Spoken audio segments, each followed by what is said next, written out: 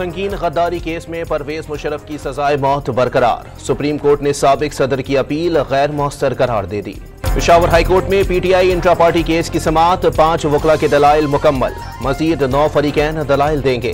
Case का फैसला आज ही सुनाए जाने का इम्कान। बानी पीटीआई लाहौर के हल्के NA 122 पर इंतखाबी मैदान से बाहर। NA 130 पर यास्मीन राशिद के कागजात मंजूर। शर्जील मेमन के कागजात नामजदगी पर एतराज वापस। बानी पीटीआई की लीगल टीम का इलेक्शन ट्रिब्यूनल का फैसला। लाहौर हाई कोर्ट में चैलेंज करने का फैसला।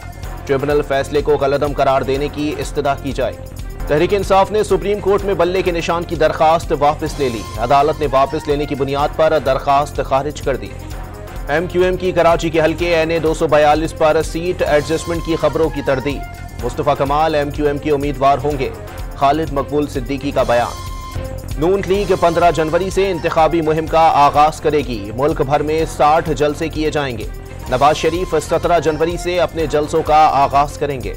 इस्लामाबाद हाई कोर्ट का SHO थाना कोहसार को बलोच मुजाहिरीन को सिक्योरिटी देने का हुक्म। जबरी गुमशुदगियों के खिलाफ केस 13 फरवरी तक मुलतवी।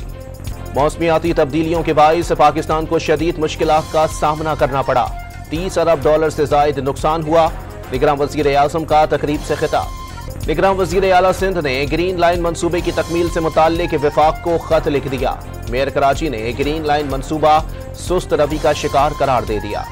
इसराइल के गजा पर वहशियाना हमले 24 घंटे में 126 फलस्तीनी शहीद। मजमूई तादाद 23,000 से जायद हो गए। और हुकूमत का कौमी हॉकी टीम के लिए बड़ा रिलीफ। हॉकी टीम की मेगा इवेंट्स में शिरकत के लिए 62 मिलियन रुपए जारी करने का फैसला।